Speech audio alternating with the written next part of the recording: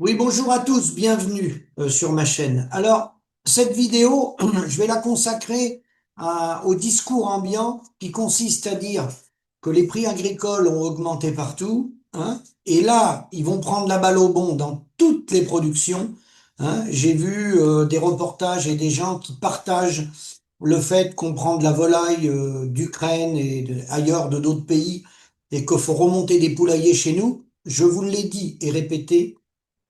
Chacun assumera ses responsabilités. Réfléchissez bien à vos projets. Faites des business models et allez voir des gens, pas des gens qui vont vous raconter des bobards, qui veulent vous vendre leur exploitation parce qu'ils sont en fin de carrière, ils ont galéré toute leur vie, on peut les comprendre, hein, qui veulent revendre, mais ils vont refiler la patate chaude. Demandez les vraies rentabilités. Parce que quand vous aurez été à la banque, hein, une fois que vous allez avoir signé en bas de la feuille, là, ça va être votre problème. J'étais au téléphone avec quelqu'un qui m'expliquait qu'il a abandonné son projet de production laitière, où il voulait moderniser sa salle de traite, voire faire un robot de traite. Il était à l'étude, hein, et c'était presque fait, hein, et au dernier moment, il a changé d'avis, hein, et maintenant, il a compris. Il a compris. Parce que la difficulté, on peut avoir des projets, mais s'ils sont à taille humaine, qui sont raisonnés, qui sont plus petits, hein, ou moyens, on peut, au bout de 5 ans ou 10 ans, changer de trajectoire ou arrêter le métier ou faire autre chose. Mais si vous signez sur les projets comme j'en vois actuellement en lait ou en volaille ou en porc, une fois que vous aurez signé, c'est terminé. C'est terminé. Le piège, il est là. Et tous ceux qui vont tourner autour de vous, ben, ils vont vous inciter à signer pour une raison simple. C'est qu'après, vous faites tourner tout le système. Vous allez faire tourner les boutiques. Donc, les boutiques, Aplou Daniel, l'AITA, le regroupement des coopératives Terrena, Even et Oreden, hein, investit près de 5 millions d'euros dans son nouveau laboratoire. Donc, LDC, idem. Bigard, idem. Il rachète actuellement des commerçants en bestiaux, le groupe Bigard, hein. Donc, idem.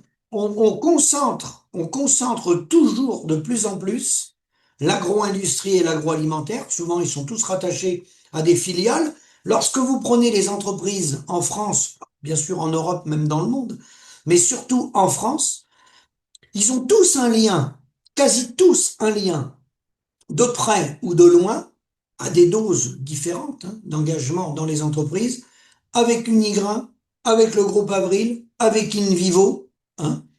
Ensuite, c'est les partenaires financiers, c'est BPI France, la Banque publique d'investissement, qui est rattachée après à des financiers américains et souvent le Crédit Agricole.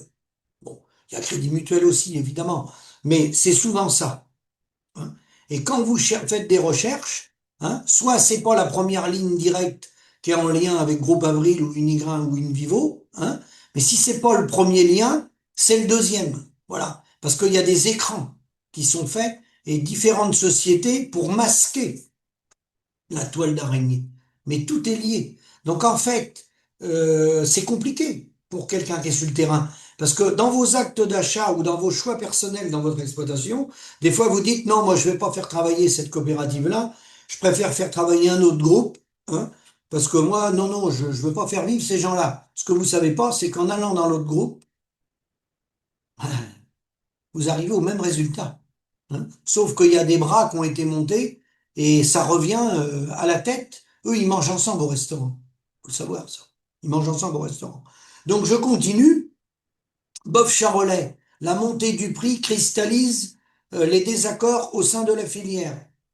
De l'éleveur au boucher, le prix de la viande charolaise a augmenté entre 15 et 20% sur un an. Si les éleveurs se réjouissent de voir leurs revenus suivre, et de sortir enfin la tête de l'eau, les bouchers et les traiteurs s'inquiètent du comportement des consommateurs. Alors, ce qu'il faut savoir, c'est qu'aujourd'hui, avec les prix qui sont balancés, en viande, ce que vous voulez, vous n'êtes pas capable de monter un bâtiment neuf et de l'amortir.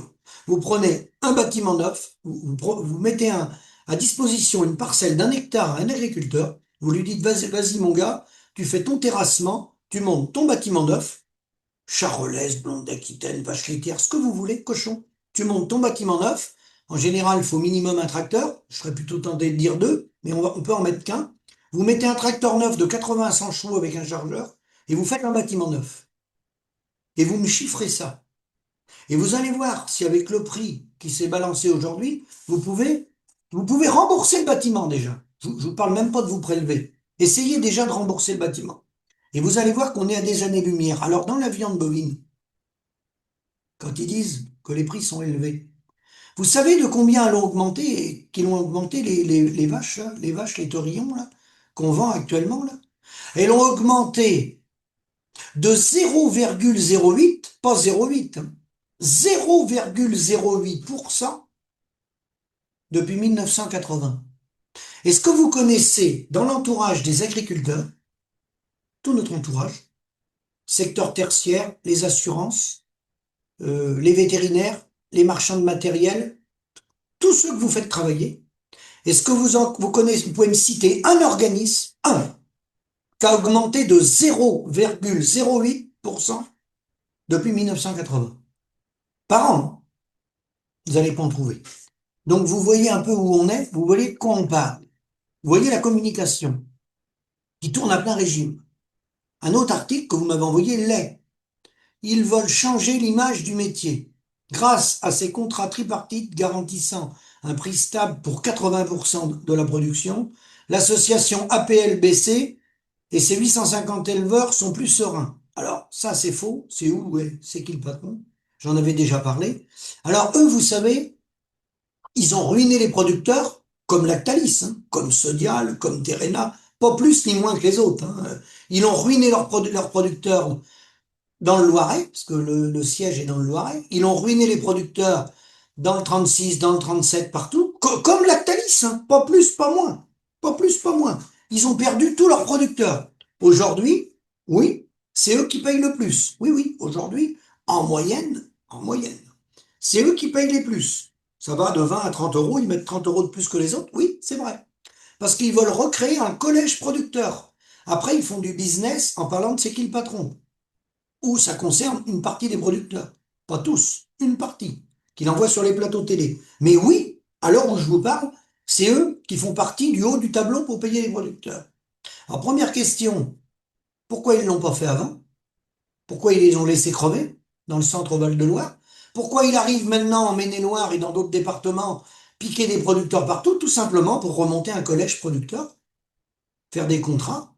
Puis une fois que vous avez fait les contrats, ben voilà, voilà, c'est tout. Vous avez signé en bas de la feuille. Vous pouvez travailler.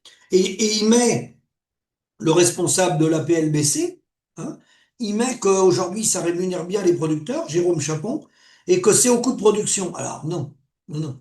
Les seuls laits qui sont rémunérés chez nous sont en montagne, entre 800 et 1 euro, entre 800 euros la tonne et 1000 euros la tonne. Ceux-là, oui, on peut parler de rémunération, mais pas les autres, pas ça. Ça, c'est quelqu'un qui se détache du marché pour avoir des collectes, essayer de garder un minimum de production en France, tout simplement, hein. Parce que sinon, faut savoir que lui, cet industriel-là, lui comme d'autres, hein, il achète du lait spot, donc il voit l'hémorragie, donc il essaye de réagir par rapport à ça pour avoir un peu de production laitière, pour pouvoir dire, moi, je fais vivre les producteurs locaux et mes produits sont français.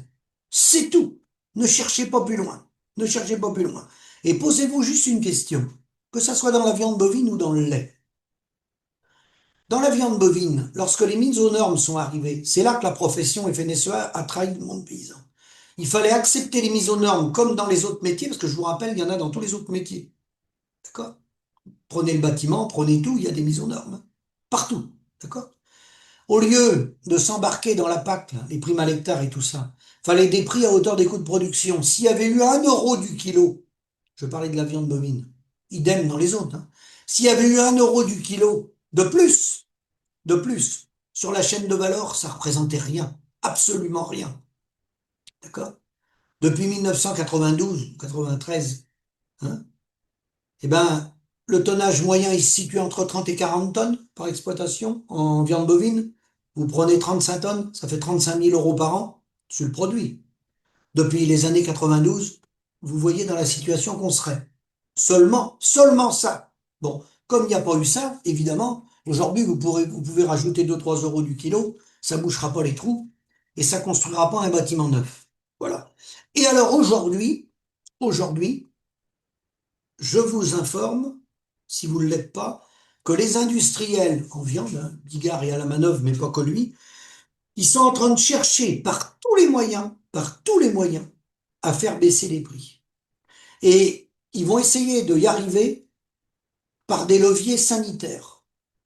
Ils vont s'appuyer sur le sanitaire. Vous verrez ce que je vous dis. Pour essayer de faire baisser les prix, les empêcher de monter, parce qu'ils trouvent plus de marchandises. D'accord? Et pourquoi ils trouvent plus de marchandises? Parce qu'ils ont ruiné les petits soldats. Donc, pour l'agriculture de demain, dans les écoles, ça tourne en plein régime. La communication tourne à plein régime. Qu'est-ce qu'on a besoin demain? On a besoin de gens dociles, de petits soldats dociles, obéissants. Deux grands profils. Celui qui va investir à fond, à gogo, des poulaillers, s'agrandir et tout ça, celui-là, il est attaché, terminé. Lui, il n'a plus qu'une ligne de crédit bancaire et le reste coopérative, quelle qu'elle soit, voilà. Hein, parce que la coopérative, certains, beaucoup, enfin beaucoup maintenant vont apporter jusqu'à 70 000 € au départ pour installer des jeunes. Et réfléchissez 2 secondes, dans les autres métiers, vous avez besoin d'une aide de 70 000 € pour vous installer dans les autres métiers. Quelqu'un qui se met à son compte, il n'a pas besoin d'aide. Il a besoin d'avoir son carnet de factures et de vivre de son métier dignement. Nous, on n'a pas notre carnet de factures et on va demander des aides à l'État, l'État-providence, à nos coopératives, hein, qui versent des fonds pour nous aider à démarrer. Et ensuite, bien entendu, on est obligé de travailler avec eux. C'est eux qui font la facture. Il y a ce profil-là. Et il y a un autre profil de gens qui vont avoir des toutes petites exploitations, donc, dont certains, ça va être marginal. Ils vont essayer de vivre avec 2 vaches et 3 cochons. Et les deux extrêmes, ni l'un ni l'autre, ne fonctionneront.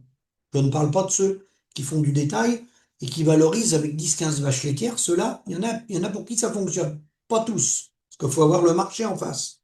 Donc, ils vont chercher des causes, probablement sanitaires, pour essayer de nous empêcher d'exporter. Parce qu'ils vont vouloir nous resserrer pour qu'on fasse tourner les outils de transformation en France. Il est là l'enjeu. Et posez-vous une autre question. Rappelez-vous que la FNB, Fédération nationale bovine, la FNSEA, voulait la contractualisation en viande bovine. D'après vous, que se serait-il passé si vous aviez signé des contrats là, il y a 18 mois, 2 ans, aujourd'hui, qui trouvent plus de marchandises? Parce que quand les gens disent que les bêtes ont augmenté, qu'elles sont chères par rapport à quoi?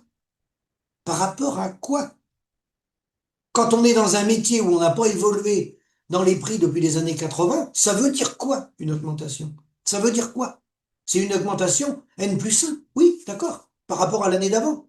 Mais par rapport à il y a 40 ans, complètement déconnecté des réalités économiques.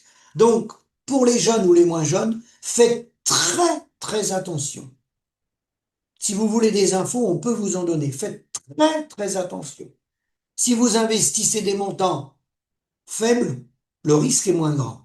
Mais si vous partez dans des élevages, notamment hors sol, les poules pondeuses et tout ça, faites très attention parce que vous avez donné les clés de la maison aux gens qui vont vous piller autour de vous et qu'ont la main sur la communication.